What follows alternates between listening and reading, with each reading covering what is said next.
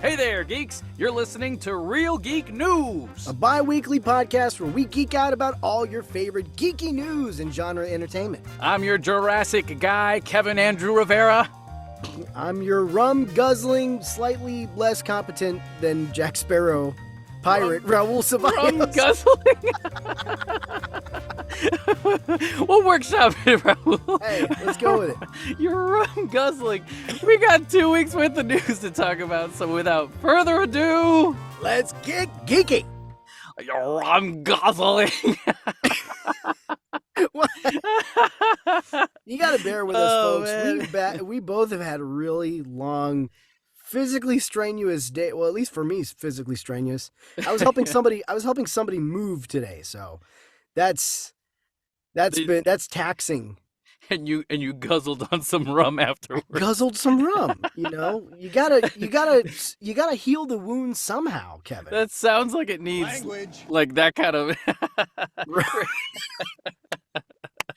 Listen, man, I'm making a Pirates of the Caribbean joke. You sick pervert. That's right. Keep your mind clean there. Hey, pirates are perverts. Speaking of perverts. Oh, man. We'll fix it in post. No, we won't. Pirates of the Caribbean reboot is our first main topic today. This comes to us from comicbook.com. The guzzling. No, my God. The comic book.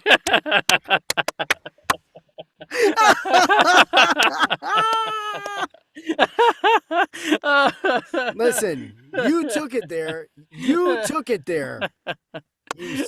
bastard, you. Comicbook.com recently spoke to legendary producer Jerry Bruckheimer about his new film, The Ministry of Ungentlemanly Warfare, and we asked him about the future of a couple of his hit franchises, Top Gun and Pirates of the Caribbean, baby! That's what we're here for.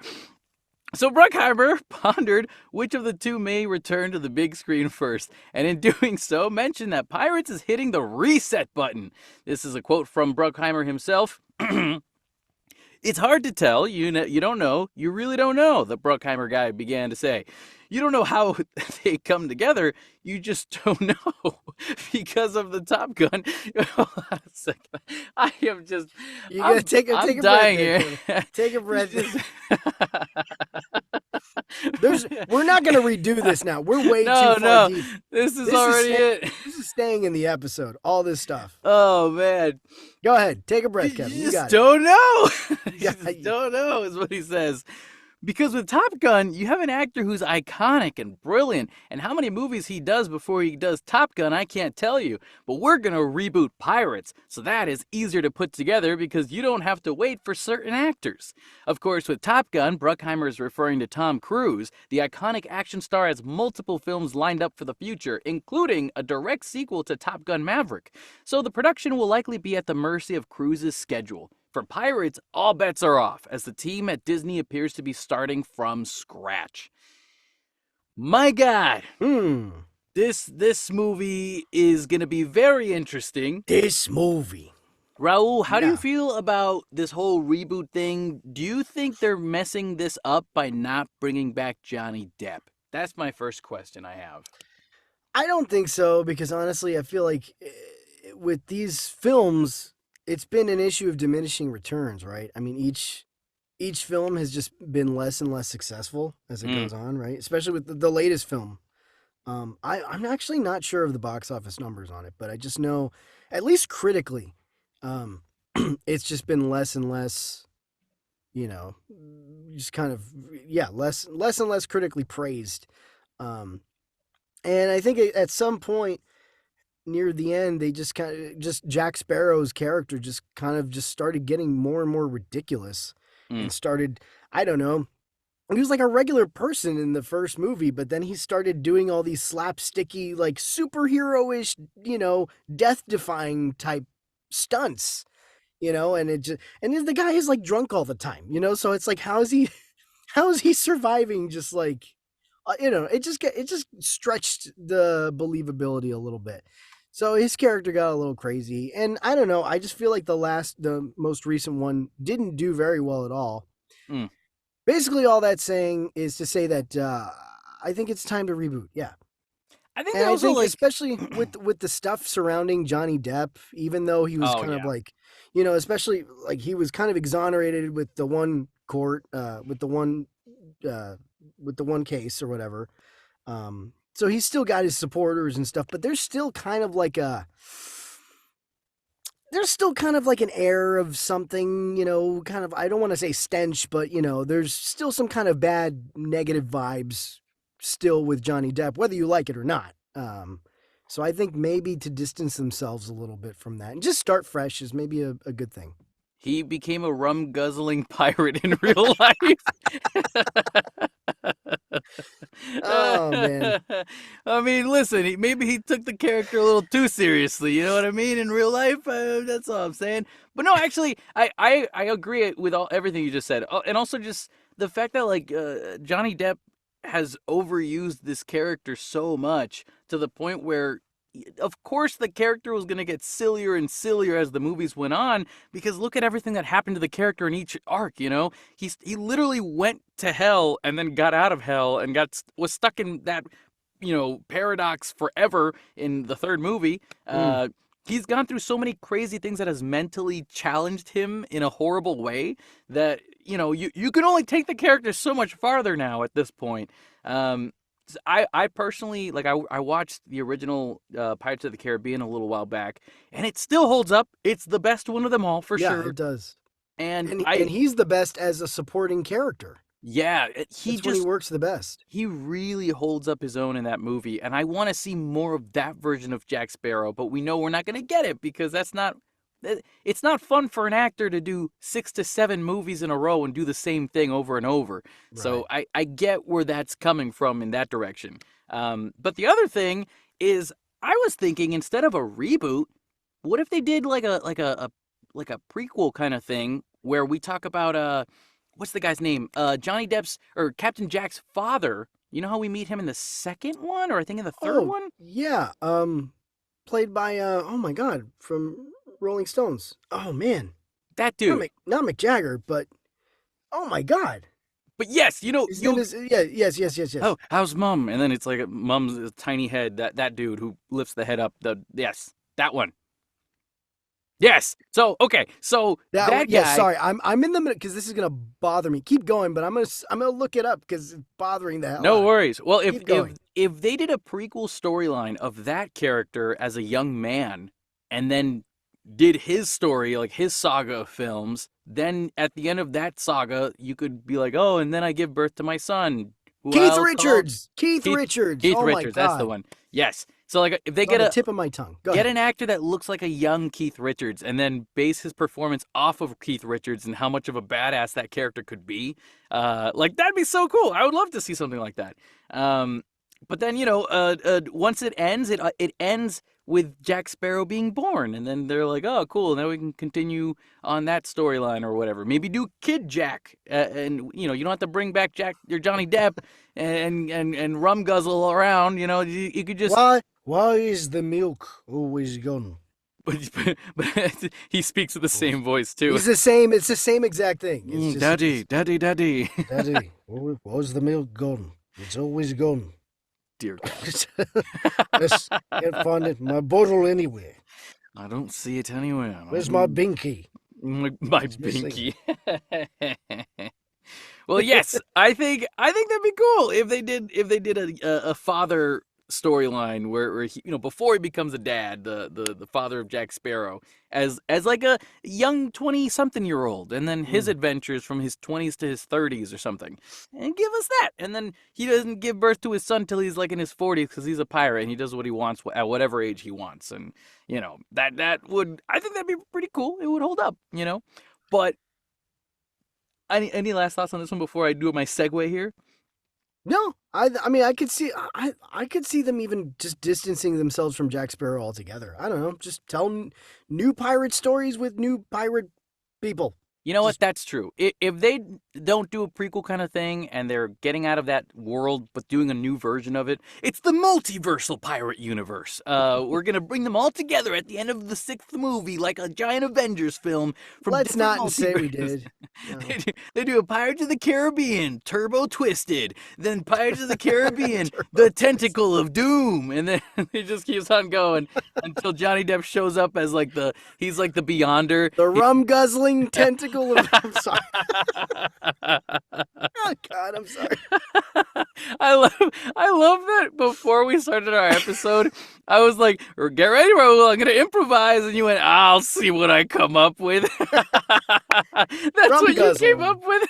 The rum guzzler. Well, what at the time I said it, I was not thinking anything perverted. But now you are. All right, good stuff. Yeah. Well, now well, thanks to you. Well, let's not talk about perverted stuff. This is gonna end up being perverted. This is gonna be a bad segue. Never mind. Segue. No, it's not. Oh no! Here's my segue. Here's how I'll do this. Okay. So they mentioned in this article that Tom Cruise is like a busy guy doing projects, and God knows what else he's doing. What would be really cool is if he did a movie with Scarlett Johansson. And you know what Scarlett Johansson's about to be in? That would be cool. Jurassic World, baby. So this comes to. Oh, I wish I had the. Do we not have the Tim I don't Allen? know. Wait, hold on. No, I don't have that button anymore. Wow. That's gonna change next episode. If we have Scarlett Johansson in Jurassic World, that'd be pretty cool. This comes to us from The Hollywood Reporter. Scarlett Johansson is taking a bite out of a new blockbuster. The actor is in talks to join Universal's new Jurassic World movie, The Hollywood Reporter has confirmed. Universal is moving quickly on the film, which has a July 2nd, 2025 release date. Gareth Edwards, the guy who directed Andor, right, I believe, is correct, is directing the new Jurassic World. Right, we reported this 2 weeks ago. This is good. Good stuff. We remember. We got good memories. Yeah. Which has a script from Jurassic Park scribe David Cope. Edwards stepped into the role after David Leitch he was exiled from the film. He exited following a short attachment to the project. Listen, I am all for Gareth Edwards doing this movie. Like I've seen enough of his work to go, yes, it'll be awesome no matter what. Scarlett Johansson is a movie star who is very likable and charismatic. That is a great combination. I think Universal did an incredible job coming up with this idea, and the fact that they're in talks is a pretty sure way to confirm she's probably going to be the lead of this movie. Now, that brings me back to my Tom Cruise idea. There was an interview with Tom Cruise where he was being asked, like, hey, if you could co-star with anybody, who would it be? And he immediately said Scarlett Johansson, because that girl is incredible at everything she does, and I would love to work with her. So I was like, oh, man, I mean, that'd be kind of cool if that ended up happening. But can you imagine Tom Cruise and Scarlett Johansson in a Jurassic Park movie? I feel like I would really love that. Like, screw the scene with Chris Pratt where he's on the bike and he's like outrunning the raptors. I could just see the raptors and Tom Cruise just like running, just chopping air, and he's keeping up with the raptors. Come on, raptors, gotta catch up. Gotta catch up, raptors. I can see that. This is cool. So we don't know anything about any other cast returning, right? Right, yeah. Nothing Bryce else. Dallas Howard or Chris Pratt. It feels like any of the original cast members from Park or World are going to not be in this, supposedly. It feels like that's what it is. So this seems like it might be a whole new cast now. Yeah. I'm assuming put in the same universe, maybe just this is the story after the past few movies that have come out. So yeah, I think it's interesting because I would expect to hear some kind of confirmation about maybe if the old cast is returning, to hear about them first and then hearing about new actors after. Oh, like Scarlett Johansson has now joined Chris Pratt, Bryce Dallas Howard. But the fact that we're not getting any of that, and the first thing we're hearing is about casting is just Scarlett Johansson.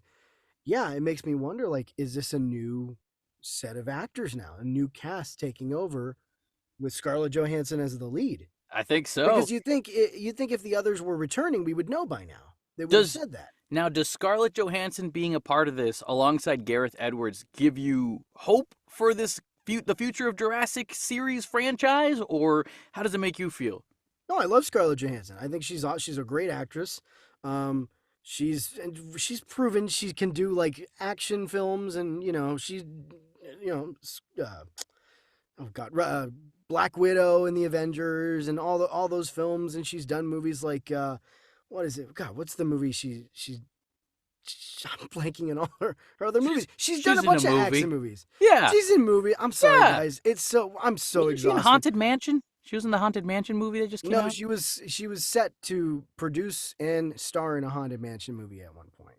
Oh, but then that didn't happen. Or huh? no, Tower of Terror. Oh, that's what it was. Tower of Terror. But that never happened. But yeah, we all know she's very competent, and acting wise, and her physical prowess. This will be good. This is exactly the kind of stuff you need for a Jurassic Park film. Yeah. So it just gets, yeah. Now I'm like speculating. Well, what kind of character could she play? Like, that's the thing is like there's not a lot of info about this movie other than we know Gareth Edwards is attached. The original co-writer David Koepp is attached, and now Scarlett Johansson is in talks to. Do they say play the lead? In talks to play the lead? Let me double check. To lead new Jurassic World movie. I mean, yeah, that's Wow. going to be the possibility. I think the other thing about that is that now if Universal does get her to sign on, that gives them more leverage to start negotiating with other famous actors or other stars that might want to be a part of this. Like Tom Cruise. Like Tom Cruise. Because again, you got Gareth Edwards, the director who worked on Andor. You got Scarlett Johansson, who is a movie star from the Avengers movies. Like that's what's not to love about just those two things alone, And the original writer for Jurassic Park with Steven Spielberg. I mean, that guy is a part of this as well. So you got three things here that would convince anybody to want to try to work with these guys at this point. Because listen, you got to have a new idea. You got to have something new. Because, dude, that last movie was garbaggio. It was not good. I wanted to walk out of that theater so fast, but I couldn't because in my head I was telling myself, oh, well, once the OG cast meets the Chris Pratt cast, oh, that'll be worth it, right? It wasn't. Well, not only that, you're like, when is the OG cast gonna meet the new cast? Like, it took forever for that to happen. Oh, yes. And then when it did, it was just like, It was just, that last movie was just a whole big pile of, dino dung. That's, Jeff Goldblum says it better, but you know what I'm trying to say. That is one big pile of language. Yes. That being all said, I'm glad they're continuing these movies, but they're also not continuing some things, and I'm not talking about Universal, I'm talking about Disney, and I'm not just talking about Disney, I'm talking about Marvel, and I'm just talking about Marvel. Alongside Marvel, I'm talking about Anthony Mackie confirming there's no season 2 of Falcon and the Winter Soldier. This comes to us from the Radio Times. During the interview, Mackie explained that he was somewhat disappointed that the Falcon and the Winter Soldier did not get a second season. He says, looking back on it now, Mackie says, the Falcon and the Winter Soldier, I really enjoyed doing that show. I was actually excited to do a second season, just so me and Sebastian Stan can get paid to hang out. Because it's like, me, him, and Daniel Bruhl, it's kind of like the perfect storm of happiness. Fans seem to enjoy that combo of characters as well, with the episodic format giving them some room to breathe. But instead of returning for a second season, the MCU bosses have sent Mackie's Sam Wilson back to the big screen for 2025's Captain America Brave New World movie.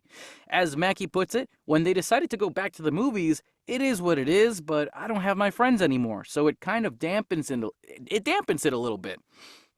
This is really sad, my dude. I feel really bad for Anthony Mackie because every time I've heard Anthony Mackie talking about Marvel and Captain America, it's always about him saying they don't care about me, they care about the character. And that's, stardom is not really becoming a thing anymore. Like we're no longer the stars, we're now the superhero characters, and that's who the stars are. So Anthony Mackie can go out and do another project, and people won't go see that because it's Anthony Mackie. He'll go be Captain America, and all the Marvel fans will show up and support him because he's Captain America. So I don't know. He kind of brings a tear to my eye, Raul. I mean, in a What do you way, think? I can understand the disappointment, but I guess it's don't we kind of want that? Don't we kind of want when we're watching a movie, we want to be more invested in the character than the actors? I mean, that's kind of at least to draw us into the story. You know, I want to be pulled into the story. I don't want to be aware of the fact that Anthony Mackie's playing Falcon. I want to be invested in Falcon and his Mm, plight and Sam Wilson's, you know, his everything that's going on with him. So, I mean, I get where he's coming from, but also to talk about season 2 of Falcon and the Winter Soldier, it kind of makes sense to me because since now we've got honestly, didn't even think season 2 was gonna happen. I mean, I mm, didn't see like for me, Falcon and the Winter Soldier just seemed to be a setup to get Sam Wilson to transfer over and become the new Captain America. right. That's what that show seemed to do for me is get upgrade him. Hmm. Now that's happened.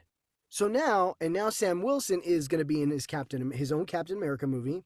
Bucky's going to be over here with the Thunderbolts. They're all going to their own movies. I mean, do you need a season 2? You really don't need a season 2 because those guys have now moved on to other things in films now. They've kind of, you know, they're back in the film universe, but they're kind of in their own separate areas now. When are we going to see them, just them exclusively together again, that would justify a season 2? I'll You tell you know? the only thing I can think of right now. Well, let's also bring up the fact that the end of season 1 ended with the title changing from Falcon and the Winter Soldier to Captain America and the Winter Soldier. Right. To which I was like, oh, cool, because it's Right. official. So technically, season 2 can't happen because now it's Captain America and the Winter I Soldier. see where you're getting. So So the there's no next, season 2 of Falcon and the Winter Soldier, because but there is no Falcon, unless you want to bring that new guy in that's going to replace him as the next one, the next Falcon. Which we don't really know that kid enough to like really be into well, watching another season. he's gonna be in Brave New World anyway. He's That gonna too. follow Sam. He's gonna So follow then, Sam into Brave so New then World. here's what I think. If they do another show, let's say they put up another Disney Plus thing, they'll call it Captain America and the Winter Soldier, and then at the end of that season, the Winter Soldier now becomes the White Wolf. Because in the comics, uh, listen, Bucky becomes the name, the superhero name of the White Wolf. Like he actually Right. adopts that name from Wakandans, and he's like, yeah, that's what I'll become. And he gets like a whole suit and everything that makes Well, him they look like the did. White Wolf. They did touch on that already when he it was in Infinity War. Yeah, when he was staying with the Wakandans for a while, and they called him the Yeah. White Wolf. That's true. So if that's the case, if they did want to put up another Disney Plus series for those two characters, it would be to now make the transition for him to transform into that character or become that new superhero. I Um, I guess I just my only thing is like Bucky is now going to be with the Thunderbolts, and right, unless that movie ends with a way where Bucky separates himself from the Thunderbolts, then I guess it would make sense that Bucky would be back with Captain America again, and they could right. do a season 2 or whatever. But if you're going to bring Bucky along to do a season 2, you have to justify the Thunderbolt. You know, are you what? Are you going to bring the Thunderbolts along? Is it going to be Captain America and the Thunderbolts? Like, you know, Captain again, we don't know America and the how. White Wolf. I mean, Again, that's we got a don't. cool ring to it. I mean, Yeah, well, it does. It Well, does. maybe you never know. Yeah, Either that or do a movie about it. Like I don't know. It's but I just think they're progressing both of those characters in their own directions now, and right. I think it doesn't make sense to go back. They're I like think they're trying to solidify their importance and their value as their right. own characters in these different films, which Right. I appreciate that because Yeah. we've already gotten it. We've gotten the buddy cop kind of scenario already in the show. Yes, it was fun for them to record it, but like that's it. You move on because you got to make the characters keep growing. So now we get to see Captain America, the new Captain America, interacting with possibly a Red Hulk in Brave New World if they want to go that route, which I'm assuming they do because Harrison Ford is the new guy that's gonna Hmm. become that character. Who doesn't want to see Harrison Ford get mad and turn into the Red Hulk? You know it's gonna happen. Otherwise, he wouldn't want to friggin' sign for this movie. Why would he do that? I think well, yeah, because all he has to do is just maybe do some voiceover and a little facial performance capture. Yeah, But exactly. I but that's the thing. It's like he's Captain America now, so You want to see Captain America on the big screen, you know? Yeah. So why bring Captain America back to TV? Now he's Captain America. All right, let's keep him in the movies now, you know? Also, not to mention the fact that, we talked about this 2 weeks ago, how they've been trying to change up the MCU again now that Bob Iger's back, and they're canceling more projects that we might not have even heard about yet. I still don't know what the heck's going to happen with that, what's the one, the Iron Man girl character? I'm blanking right now. You know what I'm talking about? Iron Man.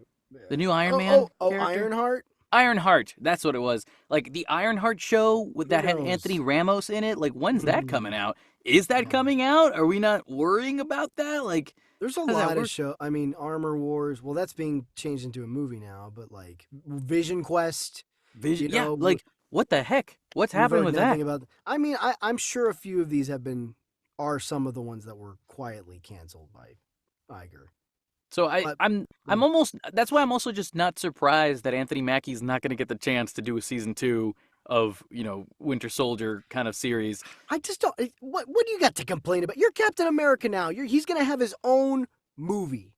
Like, Yeah, come on. yeah. I don't know if that's really how. You're saying that's really how he feels. He's just bummed out. He's bummed out about it. But again, I mean, it does suck, but the he's thing we Captain talked America. about. He's got his own movie now. But he's not a star. He wants to be a star, but it's Captain America who's the star, not him. I mean, that's just the reality of it now. Like with Yeah. movies, especially with superhero movies. The characters are what drives people to come to see the movie. I mean, and again, like that's kind of what we want, right? I don't know. Yeah.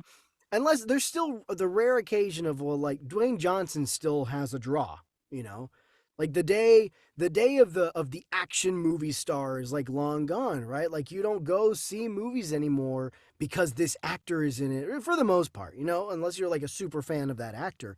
But it's like, oh, I want to go because it's this franchise, or I want to go see it because it's this character, you Right. know Yeah. with the few exceptions, like I said, oh, well, The Rock is, Dwayne Johnson. Well, I'm going to go see that because it's Dwayne Johnson.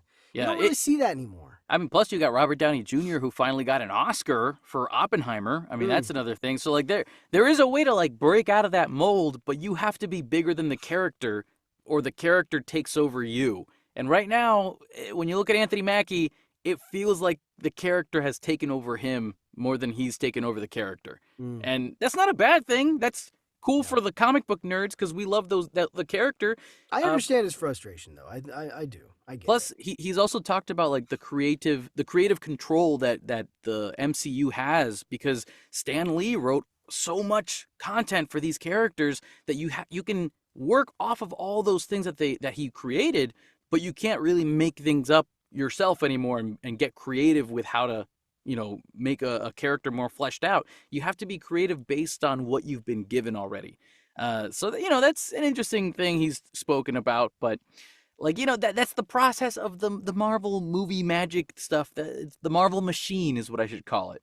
But speaking of the Marvel stuff, we got also some new details about Avengers 5. This comes to us from Comic Book Movie. Raul, how about you take this one away? I was just about to say I'll take this.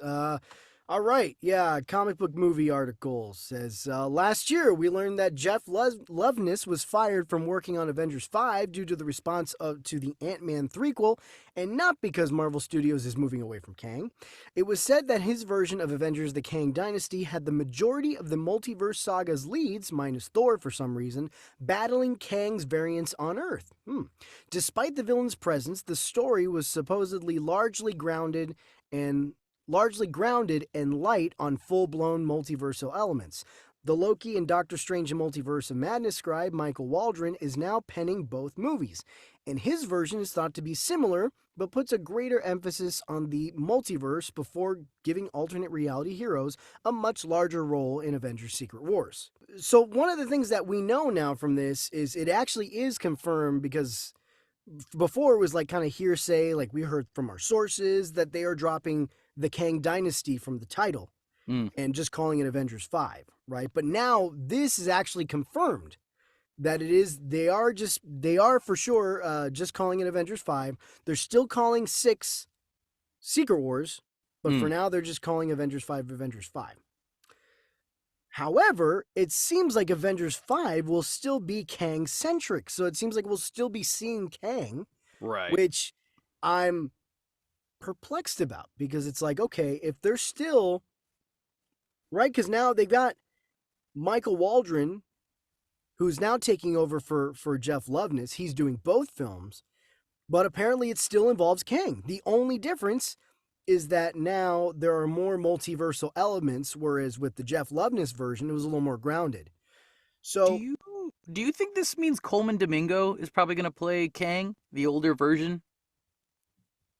I don't know. That seems to be a pretty strong kind of thing going around, or at least fan casting. A lot of Right? people have been asking him. And I remember I did read an article recently where somebody was asking him, the interviewer was asking him about this, and he was like, "Listen, man, I'd be open to it, but nobody, I've had talks with Marvel. My team and I have had talks with Marvel over just the past few years and about different things, but my team doesn't really come to me with any of that unless it's solid. So, and I haven't heard anything from my team, just kind of giving this kind of answer like, well, They're going to be more than happy to. Yeah.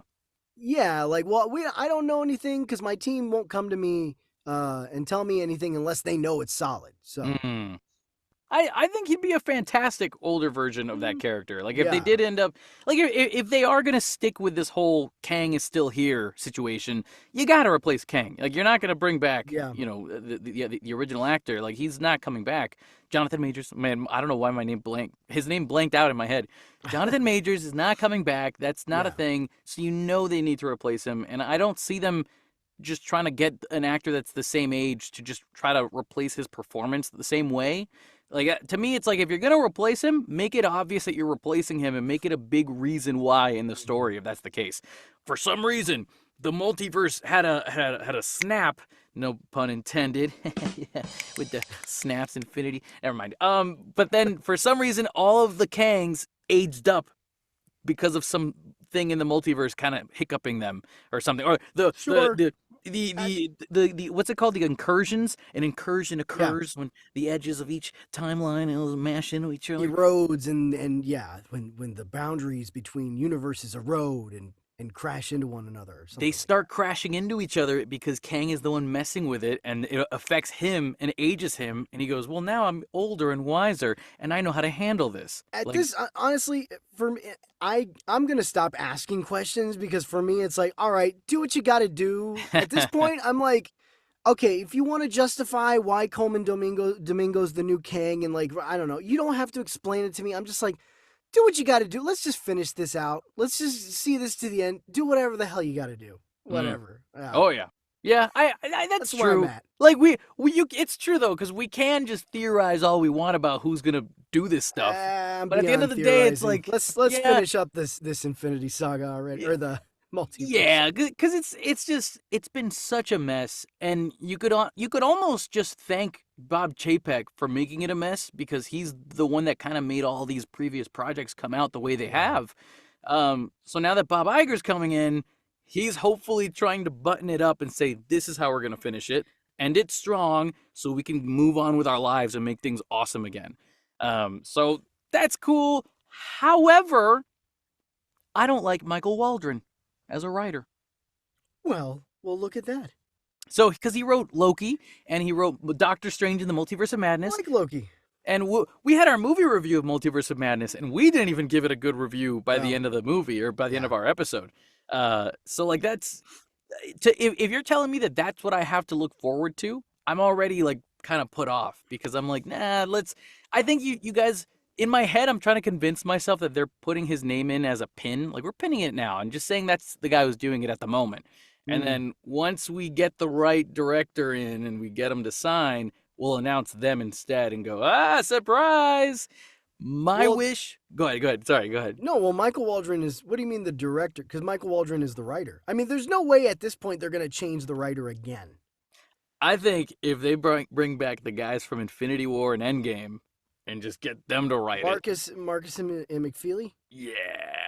I mean, that'd be pretty cool. I'd be down for that. It's you know?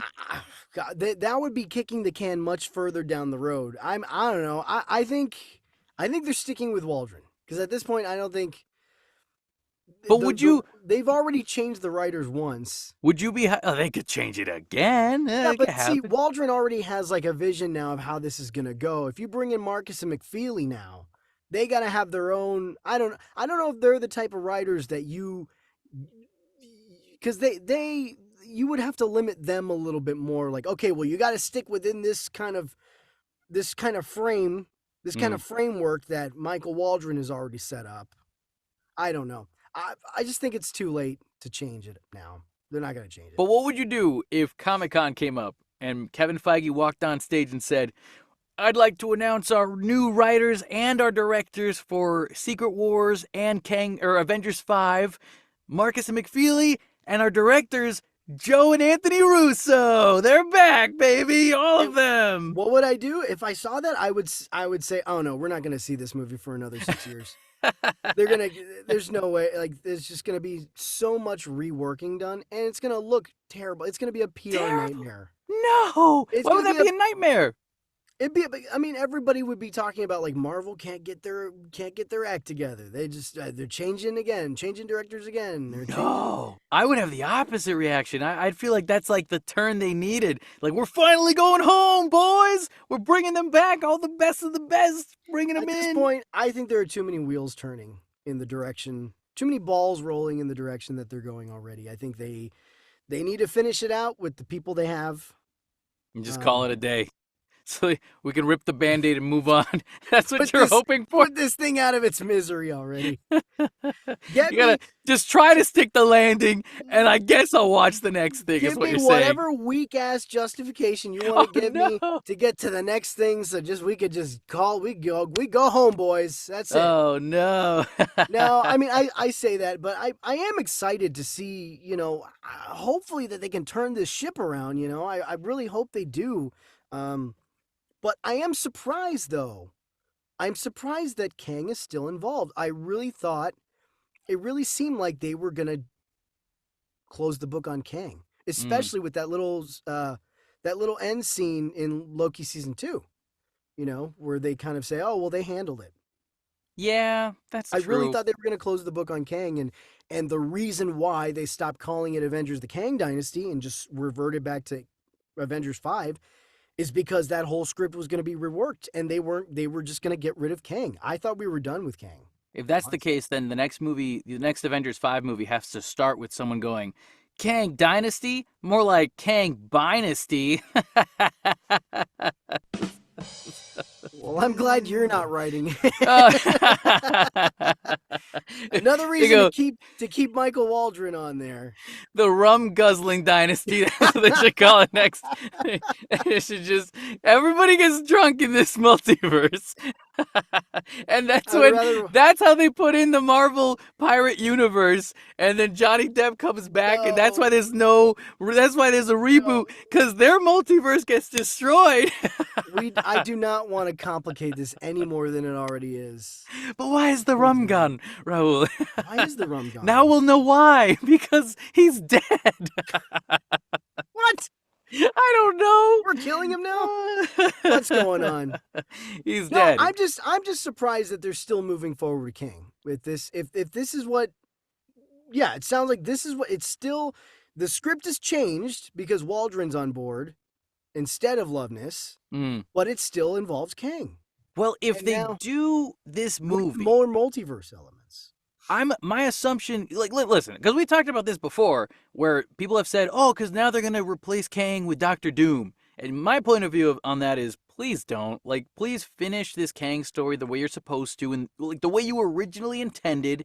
Yeah. That way we can actually take our time with Doom when we introduce him, instead of wedging him in as like, oh, well, there's our guy to replace him. Like, what? You're not going to take the time to let us get to know him, but take me on a dinner date first, please. Come on. But, that's I hope that they can find a way to close that chapter properly. Because, to me, even the ending of Loki, when they were like, they're handling all the Kangs, it was so weak to me. Like, it was. It was definitely, you could tell it was kind of a last-minute rewrite. It was such an anticlimactic thing. And also, this brings me back to the whole having an older Kang and a dynasty of Kang that's older, is that if he becomes older and wiser, now we have the real Kang. that kills Ant-Man Mm. at the top of the film. That's what I want. Ant-Man has to die. Make up for what happened in Ant-Man 3. Kill Paul Rudd. Say it with me now. Kill Paul Rudd. Someone's going to get a clip of that. No, we love Paul Rudd. We do not want him dead. We think he is a national I just treasure. want Ant-Man dead because it needs to mean something to us. Like that, you need to tell us why we should care about this villain. Thanos in the top of Infinity War, guess what he does, baby? He kills Loki. He literally snaps Loki's neck. The beginning of the movie tells us this dude is not a character we're messing around with. And now that Loki's dead, anybody could die. Like, you don't know what's going to happen in this movie. And so when you get to the scene where Iron Man gets stabbed, now it means more to you because you just saw Loki die in the beginning of the movie. Give us the reason to care about Kang the way we cared about Thanos being as bad of a villain as he was, in a good way. A good villain that's bad. Good bad, a villain. He's a villain. That's what I'm trying to say. Villain you love to hate. Yes, that's the word. I got a question for you, Kevin. I have an answer. What do you think about the fact that it was originally going to be a little more grounded and not have a lot of multiversal elements, if any, to it now being involving a little bit more multiversal elements? Like, yeah, how does that hit you? That's what it should have been in the first place. Because if you're going to call it the multiverse saga and not do multiverse by the end, what's the point of calling it the multiverse saga? To me, it would have felt as if I was watching Multiverse of Madness from Doctor Strange 2. They're marketing the movie to us, telling us all these cool multiversal worlds they're gonna go to, and we watch the movie, and yes, they go to different multiversal worlds for a split 30 seconds, and then we don't see almost any other characters other than the Illuminati in that movie. So like it was such a letdown that we're being hyped up over and over about all these cool multiversal ideas, and then nothing comes out of it. So like, just show us multiverse if you're going to sell us multiverse, you know? Yeah. If you're going to make an Avengers movie or a saga called the Multiverse Saga, give us more multiverse and just call it a day already. Yes, we're beating it like a dead horse, but like, beat it one more time so we can just move on. Give it one good kick in the face and then get out of there. Let's just go already. Make it worth my while, beat it Marvel. One more time so we can move on. Yes. Our most perverted episode. And listen, with rum guzzling and beating a dead horse. I'm sorry, kids. I'm so sorry, kids. I'm not sorry. Listen, I think that's just the way to go. They got to just give us everything we thought we were hoping to get by the end, and then we can move on and call it a day. And that's pretty much it. So I wish all the best of luck to the director who's going to end up working on this. But speaking of directors, we got our... Oh, wait, that's not it. That's the wrong one. It's a rumor reel. This is our fifth and final main topic today. We have a live-action Thundercats movie possibly coming up. This comes to us from Collider. Wingard told our editor-in-chief Steve Weintraub that Thundercats could be his next project that comes to life. Also, Wingard is the director who works on Godzilla x Kong currently. That's about to be in theaters right now, actually, as we speak. The filmmaker also revealed at what stage the project is in. We're actively working on a draft right now, and it's cruising forward. It's super awesome. I'm really excited about it. The filmmaker added that he was just talking with Simon Barrett, the screenwriter, about the script, which prompted Weintraub to ask about the tone of the movie. Will they lean into a more serious approach, or will it be a fun first thing like Dungeons & Dragons: Honor Among Thieves? Wingard had a response that certainly will make fans happy. He says, well, I think you have to have a little bit of both. You gotta take it seriously. In the cartoon, even though it was definitely for kids, the characters were in a fair amount of danger. I'm definitely still scarred from that one episode where Lionel's getting wrapped up in the mummy, the rope, and he's in the temple. That really messed me up as a kid. But yeah, I think any good adaptation these days is you gotta stay as true to the source material as possible. That's what people really want, and that's sort of our goal. I mean, if you're doing something that's beyond being a kid's cartoon, obviously you have to raise the stakes. So yeah, it's got a little bit of both of that. I love this rumor. I mean, listen, is it a rumor? Because the guy's actually talking about it. Because it is something they're working on. We just don't know if it'll officially be a movie that's going to happen. We just know they're working on it and talking about the background behind the scenes stuff.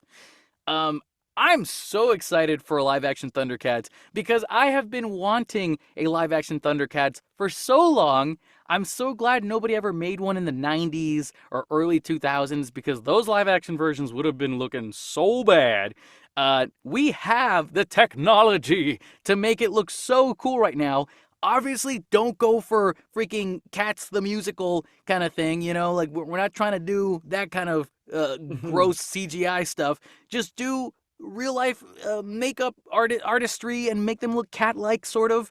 And then, humanoid cats that don't look creepy. That's all. That's all I'm asking for. Is that too much to ask for, That's Raul? it. That's it. But, Raul, how much? Okay, I think I remember you just telling me earlier today that you didn't watch too much Thundercats growing I up. didn't really. Yeah, I didn't really get into Thundercats, but But how does this make you feel? Would you be interested in seeing something like this, or is this something where you're like, oh, who knows, whatever it is? I mean, no. The idea of, and I know this has been.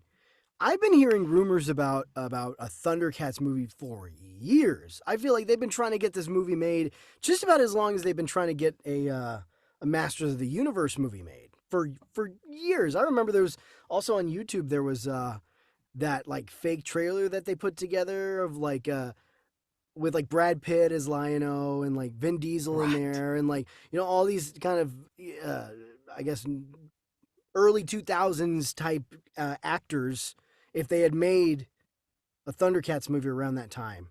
Oh yeah. And so people have been wanting a Thundercats movie for a long time. So yeah, this is a little bit beyond a rumor now at this point. There is a director who is passionate about wanting to get it done, actively working on a draft of it. And yeah, I mean, I love they bring up the comparison to like will it be anything like Dungeons and Dragons or anything like that. I love the idea. If it's anything, because I love Dungeons and Dragons. I also, yeah, I recently watched that too. It was pretty good, you know. Oh, it's a sorely underrated film. Yeah. I really enjoy the hell out of it. But I really like the way they balanced the humor and the seriousness in that movie. And I don't know what it's like. Like you've seen the TV show. I mean, are there elements of humor to it? Like, is Oh that yeah, I mean, you got to remember it's an old like 1980s sort of into the 90s type of show. Man, also the theme song, like everything about it said like Saturday morning cartoon for right? kids kind of stuff. So there has to be humor, there has to be romance, there has to be drama, there has to be action. It was the GI Joe of our time. And also, speaking of which, they're also working on future GI Joe stuff currently, mixing in with Transformers. I mean, like the 80s and the 90s stuff are really coming back right now in live action form. And I think that's a really cool thing to pay attention to because it only makes sense now to bring in Thundercats because you see how well these other movies are doing. You might as well. Yes, there's nostalgia back behind the scenes, but when you have somebody like this guy who's saying he wants to do it and stay as close to the source material as possible, that is the best way to get a nerd like me hyped because if that's the case, I put my trust in you. You know, I want you to do that because that's what I want in these movies. I want people who really care about these movies to want to put them together and put them out there so we can love them together. That being said, this dude is also the director of, Godzilla X Kong. I'm going to go watch it tomorrow. So I Mm, will let you know what I think about that when I right. watch it because I've heard some interesting things, but I heard the action. Listen, we're all here for Godzilla and Kong to fight giant kaijus. As long as you give me a big kaiju battles, I'll be We know super what to happy. expect at this point. Yeah. Yeah, and so like if they succeed in that aspect, then I'm gonna be like, cool.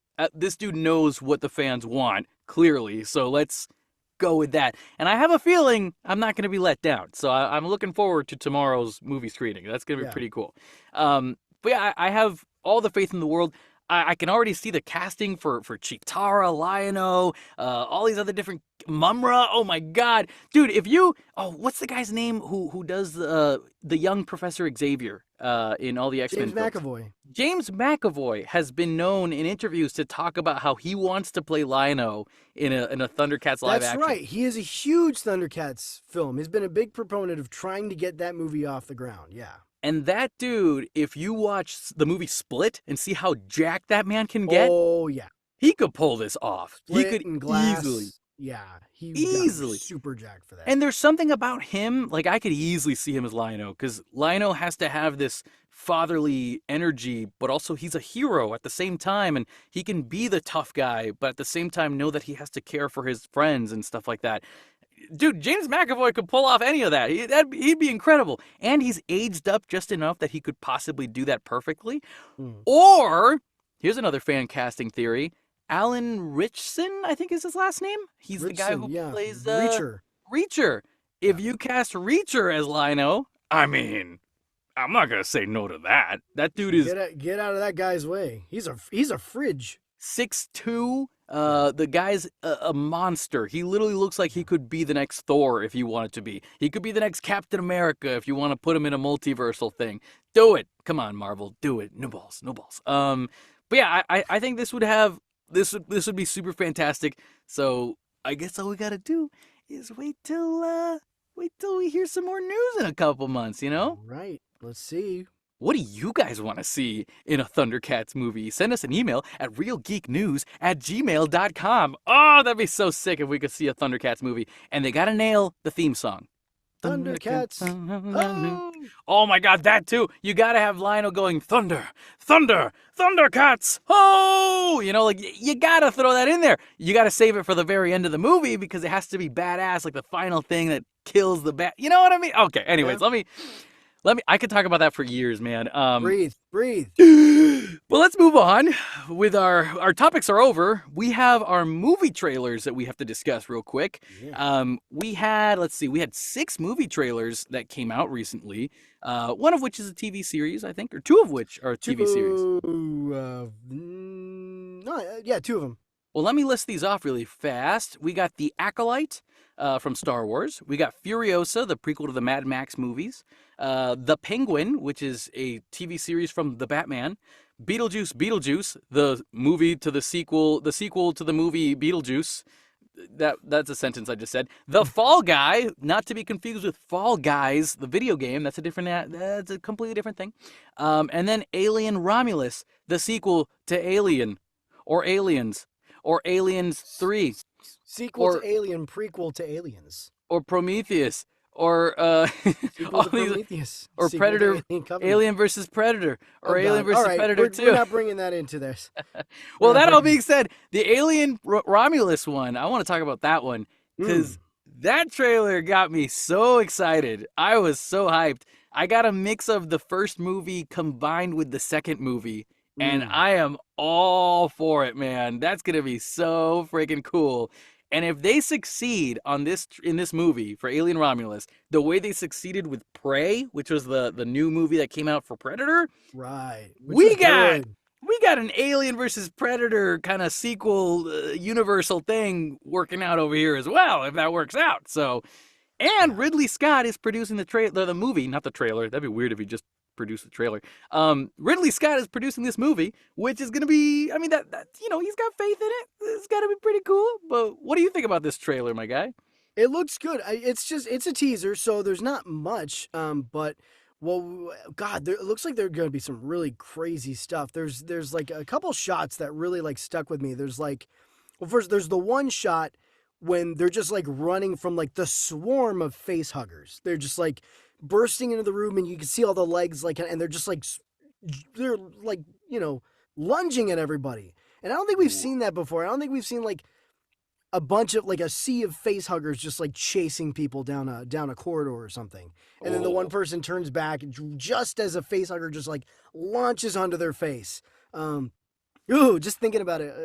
It looks so good. Those face huggers are creepy as hell. Like those things scare me, I think, more than the xenomorphs, to be honest. And they made it so realistic because like that to me, it's like if I was in that setting where those kind of bugs are chasing after me, it feels like they're real enough that could actually happen in real life if you went out to space someday. You know what gets me about those things is the flesh colored. I don't know. Oh, there's something about them being flesh colored that creeps me out just even more.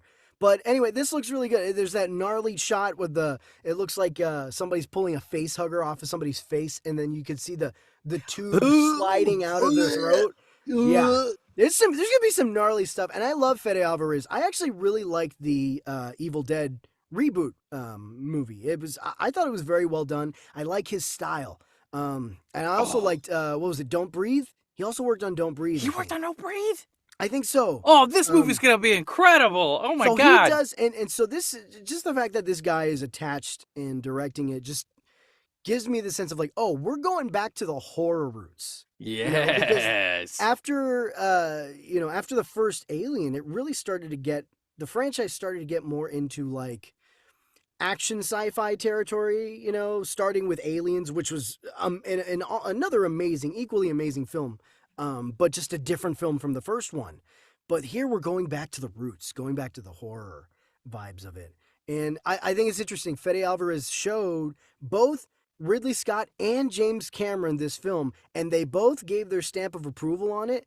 But I heard that they both gave him very different notes. Like one, Oh. like one said do this, and then Ridley Scott said like do the opposite.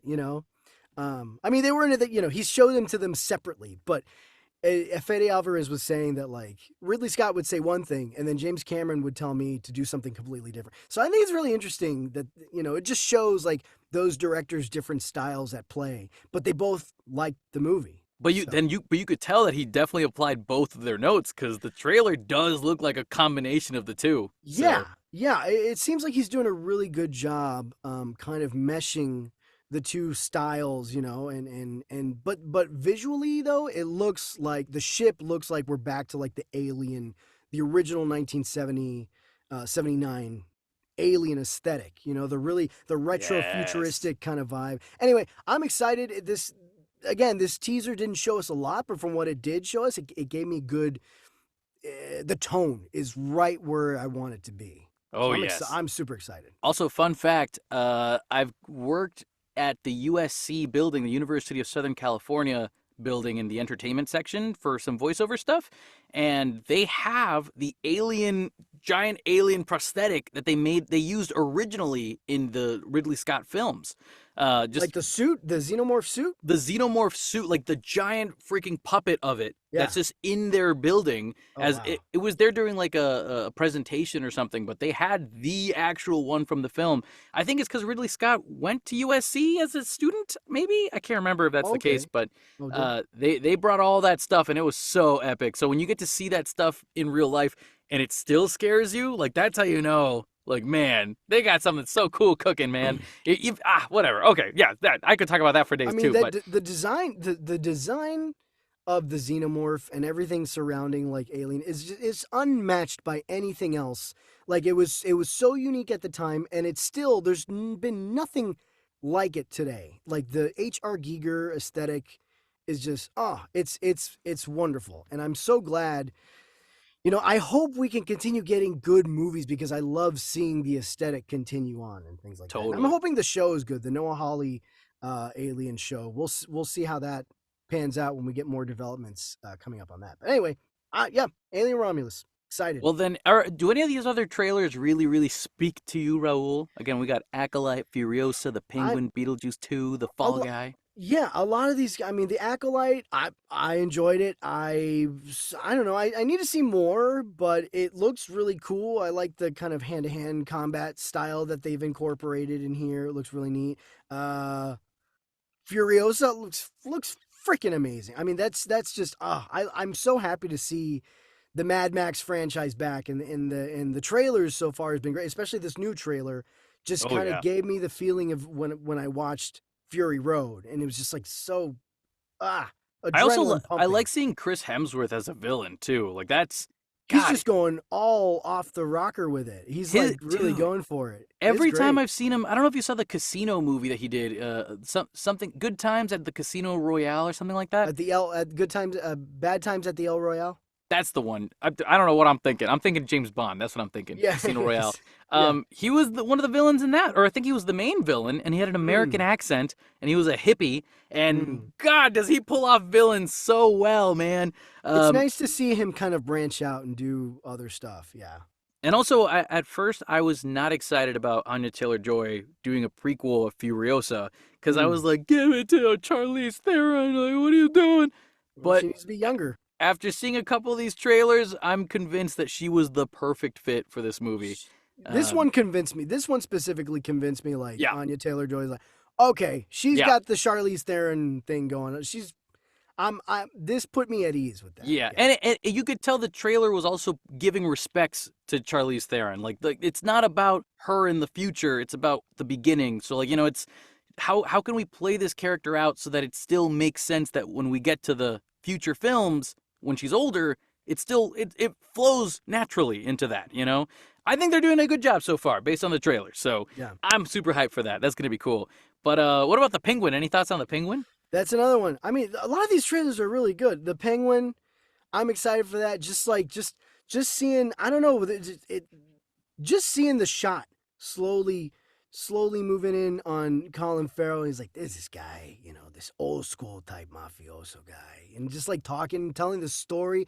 I almost feel like if we cut to the guy he's talking to on the other end, I almost feel like the guy he's talking to is just like tied up in a chair, just like gagged, like can't say anything. And Penguin's just like telling him this story about this old school mafioso guy right before he just like offs him. I mean, there's just the tension is really good. Colin Farrell, my God, the guy, I know it's him, but I'm still looking at him and I'm like, I can't see Colin Farrell in there anywhere. Like, he does a great job. The makeup looks great, and he does a great job just like transforming into this other character. And yeah, I'm so stoked to watch this. Oh yeah, it feels like it's a darker version of The Sopranos to me. Like that's what I get from it. Even like, darker than The Sopranos. Darker than this. It feels like tonally, like visually, it feels like it's a darker thing than The Sopranos. It's a mix of The Sopranos and The Goodfellas. They're taking all the mafioso kind of stuff in there and just saying, definitely get that vibe. How do we take this and channel it into a Batman world, like the world of Gotham? Because again, the coolest part about the Batman movie was that Gotham is a character. Gotham City is a character itself. It's what builds the world of these other characters that interact in this world, right? Like every movie of Batman that I've seen has been good, but nobody's ever really nailed Gotham the way these movies have. So the fact that we got the Penguin now interacting in this world as well, I'm so hyped for it. I can't wait to see it. But what about Beetlejuice? Don't say it the third time or he'll come back to life.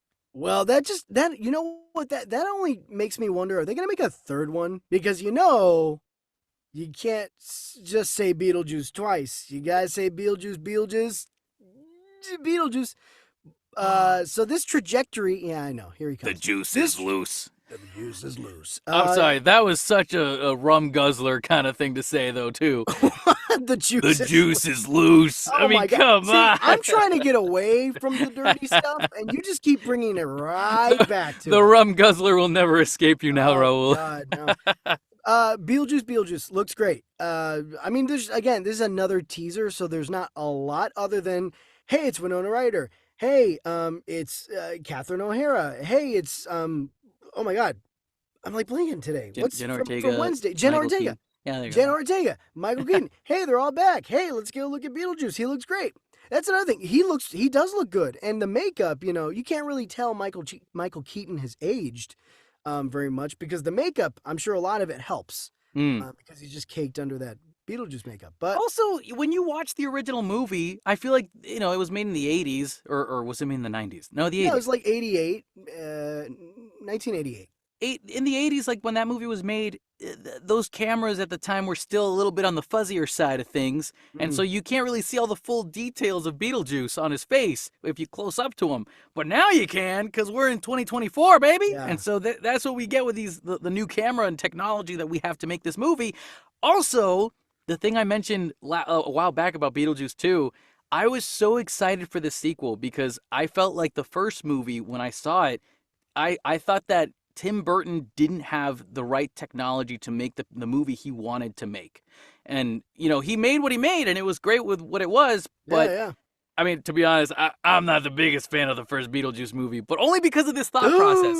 Only because of this thought process, right? So now that we have the technology and he can actually make whatever he wants now, you can make this into a really cool thing. I'm excited to see this movie because I'm finally going to get the chance to see what Tim Burton envisioned in the first place, probably. You know, I do think Tim Burton in general. I mean, he'll use CGI now and stuff, but I do think he does tend to lean a little more towards the practical still. I mm. think he just really likes that tactile kind of aesthetic, and I like it too. So there's no doubt there'll be CGI in this movie, but I And the really do hope they try and stick to some more practical stuff because I think that was part of the charm of Beetlejuice. At least because also you got Tim Burton and then you got like the stop motion-y animation elements. Like I hope there's still a little bit of that because that's just sure. part of the whole Tim Burton style. But of course, yeah, they'll use CGI. Like you And can't also, not. like, he's been You doing can't this not. now for 40 plus years, you know? So I think he's really mastered his craft. So now that we're watching this new version of the film or of his world of Beetlejuice, I think we're really going to see something really cool. So the trailer, I will say, though, did not get me hyped because I feel like it was a nostalgia No. grab. It was just like, hey, these actors are back. Hey, look, it's Beetlejuice. I mean, that was The really all juice is loose. the Like, I juice mean, is. That was all. That was all it was. yeah. Um, So to me, I'm like, okay, all the fans of the first movie who were like, I love this movie, that yeah. was more for them. I think the next trailer is going to be the let's get the rest of the audience in I on it. and then give us a little bit about what the plot is. But Right. I love that we get to see the same sets. The freaking town, the school for girls, and then the bridge. Where they die in the first movie. Spoilers. It's from 1988. Guys. Come Wow, on. dude. It's a movie from 1988. Well, you know Give me, Alec Baldwin's give me, not coming back. That's for give sure. me a break. Yeah, well, yeah, that's another thing. I want to know why is Gina Davis and Alec Baldwin not there anymore? Like, what happened to their characters? They got busted by the Ghostbusters. That's probably Oh, what there's the happened. crossover. Yeah, it's a multiverse again. There's And the then crossover. they enter the Kang Dynasty movie as well, and then the No, incursions God, occurred, and no. they all rum guzzle together. God, stop it. Stop it. Jesus. Oh man. But no, Well, it was that'll nice be to see all interesting. the location and then the house and then the little model town and you just see all the locations again and it was I'm excited.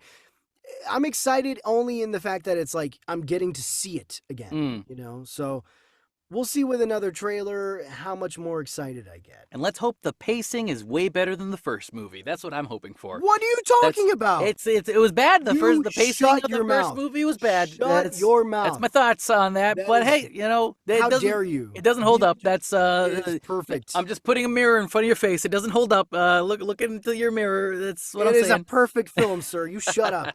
Well, that's debatable. But listen, we also had the Fall Guy trailer. Yeah. This was like the final trailer, right? Because this movie comes out next month in April, right? Yeah, I think so. The trailer looks so trailer 3. good. I'm so excited to see Ryan Gosling as the Fall Guy. That's gonna be so cool. And also, maybe I'm just biased, but Emily Blunt, I have such a crush on her. She is incredible and so She's really charismatic. charming. Yeah. Oh my God, she's some. I'm convinced that she's the number one most charming actress of our time currently.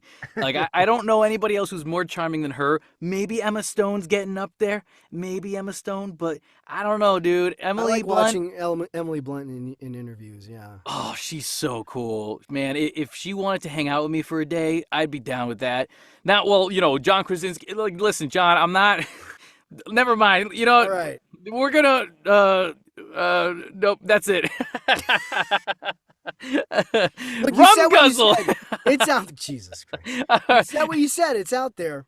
It's out there. It's out John there. Krasinski. I love you, Emily. Look, John listens to our show a lot. He's one of our biggest fans, so he's gonna come after you. She is so cool. That's all I'm trying to say. Yeah, and I think Ryan Gosling, he has hit his. I think he's found his spot. You I know think what it's mean? thanks to the Barbie movie. Like the Barbie movie, like boom, flung him in for sure. Well, I mean, yeah, success wise, but I also mean I think he's found his groove as far as like the types of movies that show his strengths, his action, and then the sense of humor. Like I remember, like for a while there, Ryan Gosling was doing a lot of serious stuff, and he's great at it. He's a great dramatic actor, but I think he's starting to find these projects that kind of balance it a little, show his balance and his range on full display, like both the drama, the action, and the sense of humor. He's been doing these projects lately that I think have been showing all three of those skills on full display, and balanced very well. So I think he's kind of hit his stride here with this movie. And I hope he continues to get roles like this because I think he's found it now. Plus, also his chemistry with Emily Blunt is incredible. So that's like the trailers did such a good job selling me that I'm like, I'm in. Like it's gonna be fun. It's gonna be so much fun. And Aaron Taylor Johnson's in it as well, like as like the Hollywood actor who might be maybe the new Bond. I don't know. Oh, that was actually gonna be possibly one of our other topics of the day today. Yeah, one of the rumor reel. It could have been a rumor reel. Yeah, but I don't know. I've heard that rumor so many times that I don't know. Like it could be him. But you know really what? Quick, as a side note, I would like to see him as James Bond. I think he'd do a killer job. And if he does get it, we'll be the first ones to report it, is what I'll say about that. But will we? Yeah, maybe. I don't know. Maybe. We'll see. We'll see. We'll see. Yeah, Instagram. Maybe I don't know. As soon as if that gets announced, yeah, we'll report it, even if it doesn't happen. That's what we'll do. Let's report it. Let's not promise an Aaron Taylor Johnson Bond episode. Tom Cruise is the new Bond, baby. Oh, there's no room on his plate right now. You're right. He's probably gonna do Jurassic Park with Scarlet, and then he'll probably do The Mummy 4 for some reason. I don't know why. No, please God, no. But only God can tell. He'll be in Secret Wars as the alternate version of Tony Stark. He better be in Fall Guy. That'd be funny as hell if you saw Tom Cruise in Fall Guy as just as a joke. Like he doesn't even need a stunt double. Oh, like, God, yeah. Look at that. Like that. That is literally the perfect time to bring in Tom Cruise. There's got to be, if not a cameo, there's got to be at least a Tom Cruise joke in there. Yeah, there's got to be somebody referencing Tom Cruise. Oh, movies are so cool. A movie about the the stunt community, there's got to be a Tom Cruise joke in there. And it's directed by a stunt actor or director, choreographer who worked on the John Wick movies, I believe, right? John Wick movies, yeah. So this literally is a love letter to these stunt doubles. And so I'm super hyped about it. I can't wait. Next month, April, I think 22nd or 17th, one or the other. I'm not sure. Maybe none of those dates. Who knows? You'll never know unless we report it. I guess you'll have to wait and listen to our next episode to find out the truth. You know what I mean? May 3rd, 2024. God damn it. And with that, we made it to the end. Thanks for listening, everybody. You can follow us on all social handles at Real Geek News, at Kevin A. Rivera VO, and at Raul Ceballos VO. That is right, and we also are on YouTube. You can check us out there. We put the full episodes up. I'm having a hard time with words today. We cut the topics up into separate clips, and we upload those separately. And get ready, folks. We are bringing back our movie reviews. We got maybe we got Chad Cook coming and returning to hang out with us, and we're going to talk Ghostbusters Frozen Empire. That's right. Yeah. Bringing the movie reviews back. We'll give you our thoughts on Ghostbusters Frozen Empire, and we'll have it out next week. And also let us know how you feel about our show with reviews on Apple Podcasts on our email, realgeeknews@gmail.com. If you send us a question or something, or even if you just want to say hello, that's fine. I mean, you could be like, hey, rum guzzling, am I right, guys? And we'll be like, yeah. But without that being said, stay safe, stay classy, and most important of all, stay geeky, my friends.